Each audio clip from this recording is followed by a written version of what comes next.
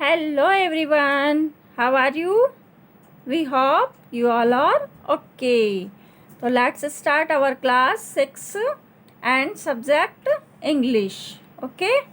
तो इंग्लिश में बेटा हम लोग क्लास 6 की 2 चैप्टर रीड कर चुके हैं और आज हम स्टार्ट करने वाले हैं 3rd चैप्टर अपना, जिसका नेम है मार्को पोलो। अब आप मार्को पोलो के बारे में कुछ हम इंट्रोडक्शन ले लेते हैं कि कौन था ये। सबसे पहले आपकी बुक में दिया हुआ है ऊपर, आप मेरे साथ रीड करेंगे। Marco Polo was a young man who lived in Venice. Marco Polo कौन था? एक यंग मैन था जो कि वेनिस में रहता था।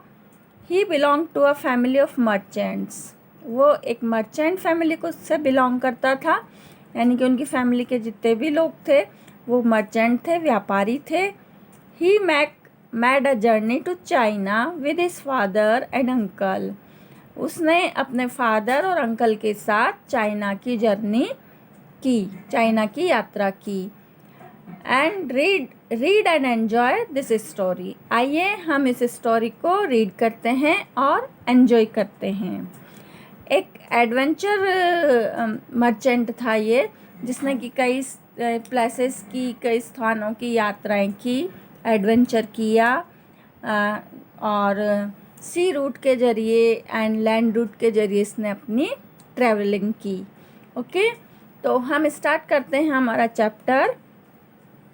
It is difficult to imagine how hard and dangerous it was to travel from one country to another 600 or 700 years ago.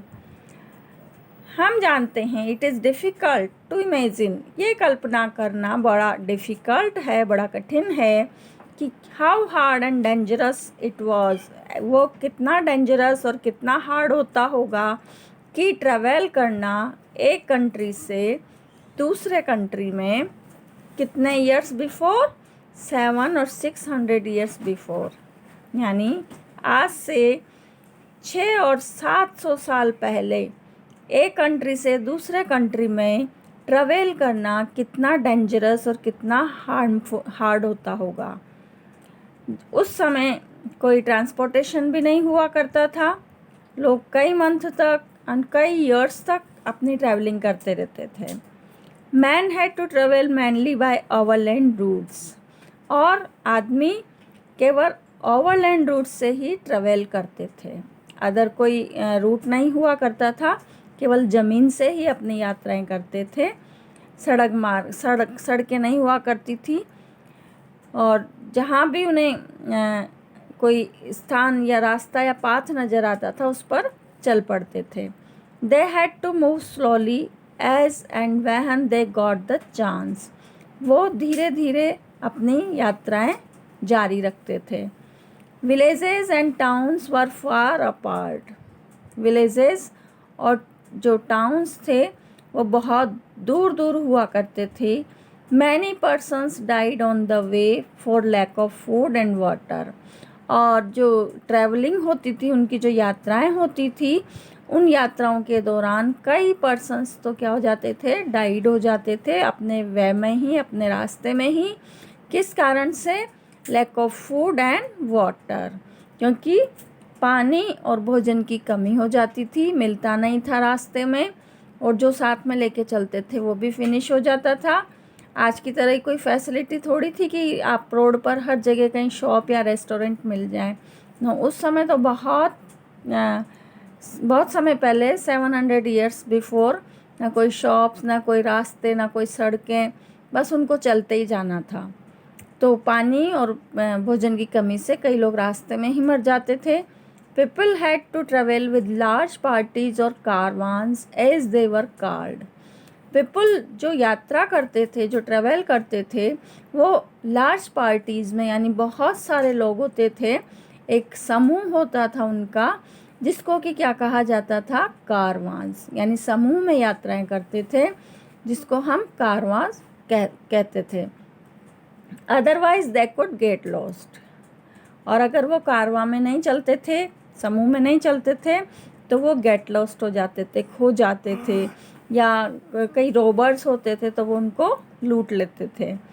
Bands of robbers knew these routes too, और जो robbers के band हुआ करते थे, bands means robbers के भी group हुआ करते थे उस समय, तो वो भी जानते थे इन रूट्स को जहाँ से मर्चेंट अपने ट्रेवल करते थे। They attack the caravans and looted them. वो क्या करते थे, ये जो कारवांस चलते थे विलेज टूरिस्ट के या ट्रेवलर्स के, उन पर अटैक करके उनको लूट लिया करते थे। Many travellers were killed in the fighting that took place. कई ट्रेवलर्स उन रॉबर्स के साथ फाइटिंग में मारे जाते थे। Others died of hunger and thirst when everything they had was stolen and taken away.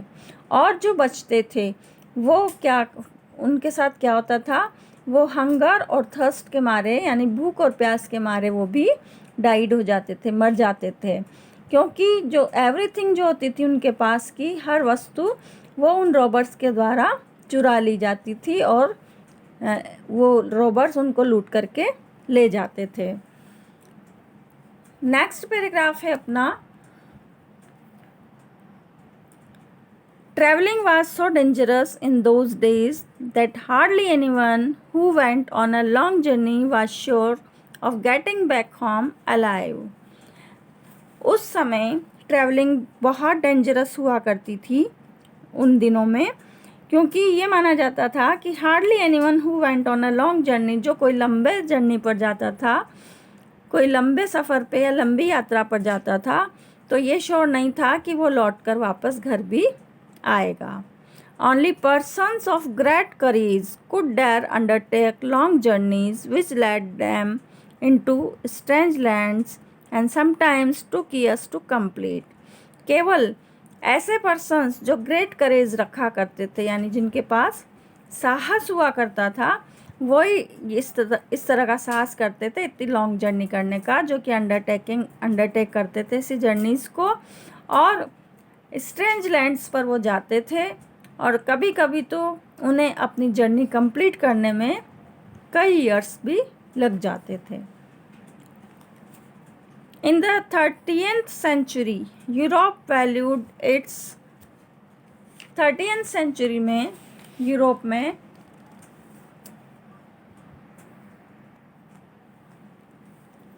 Trade with the East highly, East के साथ ट्रेड जो था बहुत जोरों पर था, यानी ईस्ट से अपना ट्रेड रखता था Europe.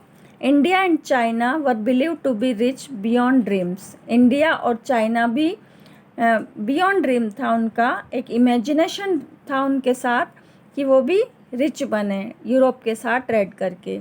Spices from the islands of south east Asia could be sold in Europe at a great profit.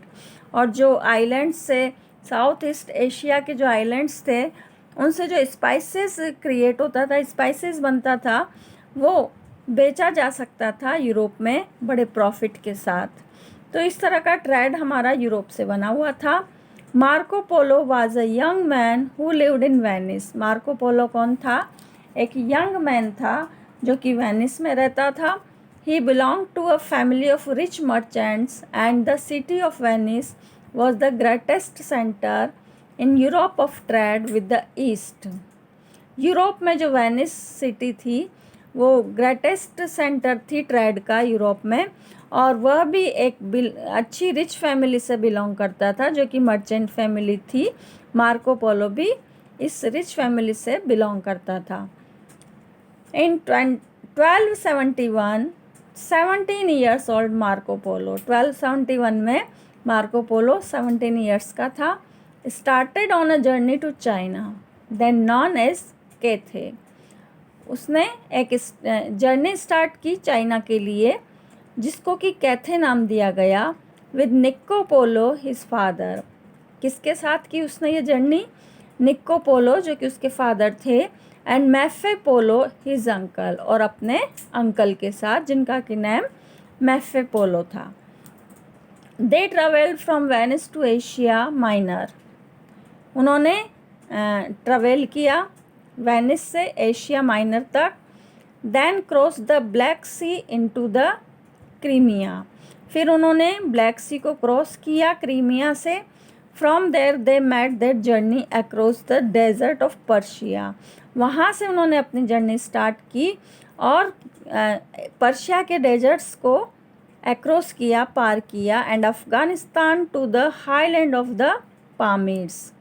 Afghanistan होते हुए वो पामीर के हाईलैंड पर आ गए। पामीर के पठार नाम आपने सुना होगा।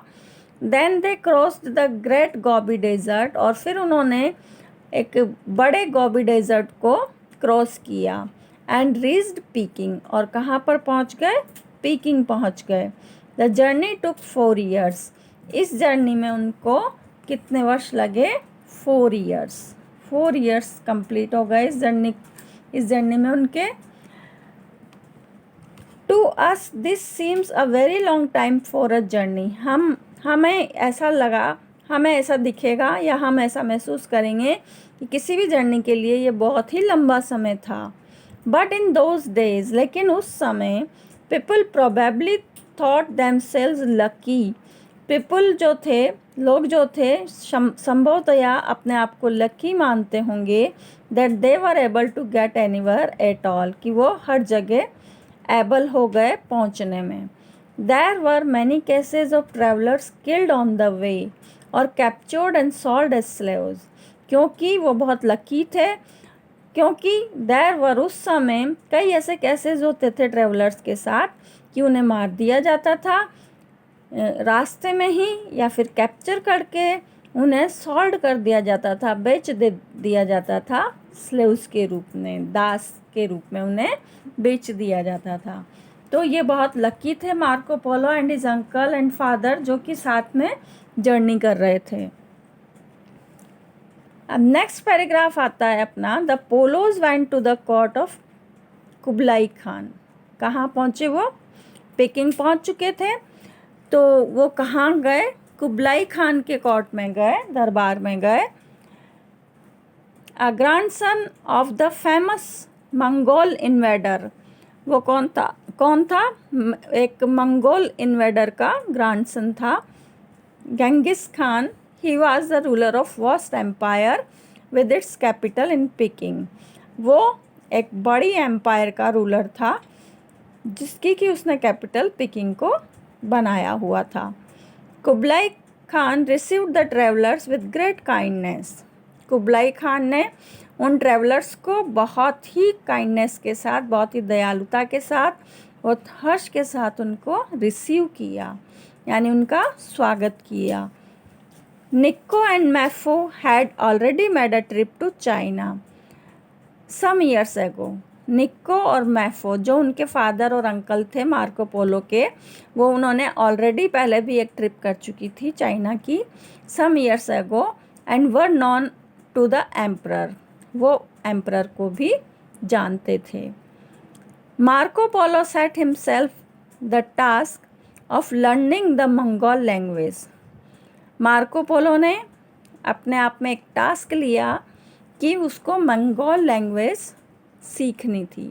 The emperor was so pleased with him. Emperor उनसे बहुत खुश हुआ। That he took him into his service. तो उसने उसको अपनी सर्विस में रख लिया, सेवा में रख लिया। He trusted Marco greatly and sent him to many far away places on its behalf. उसने मार्को पोलो को बहुत विश्वसनीय बना लिया और उसे हर जगह भेजा जाता था। फार अवे प्लेसेस, बहुत दूर दूर प्लेसेस को जर्नी करने के लिए अपने बिहाफ पर वो भेजता था। One trip was made in 1287 to Burma. एक ट्रिप उसने मार्को पोलो की कहाँ के लिए रखी?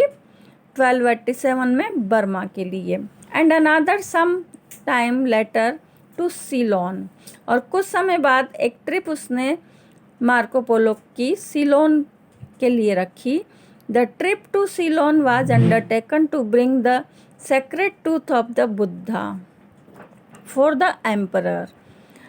Letter Marco was made the governor of an important city. बाद में मार्को को एक इम्पॉर्टेंट सिटी का गवर्नर भी बना दिया गया।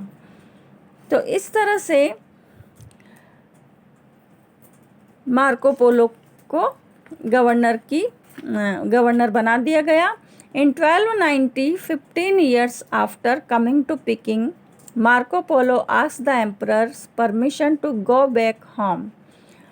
1290 में यानी 15 years बाद में जब मार्को पोलो ने एम्परर से परमिशन मांगी वापस जाने के लिए, अपने घर जाने के लिए, but Kublai Khan refuse to let him गो।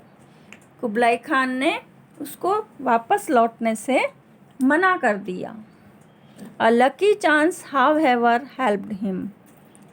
एक लकी चांस उसके लिए बना जिसने कि उसको हेल्प की अपना घर लौटने में। तो कौन सा लकी चांस बना उसके लिए जिससे कि वो अपने घर लौट पाया। ये हम यहाँ तक आज जो रीड किया है, आप सेल्फ रीड करें घर पे, और कुछ दिक्कत हो, कोई प्रॉब्लम हो तो आप कमेंट बॉक्स में कमेंट करके सॉल्यूशन लें। अब हम इसका सेकंड पार्ट कल रीड करेंगे बेटा। आज के लिए बस इतना ही। Good bye.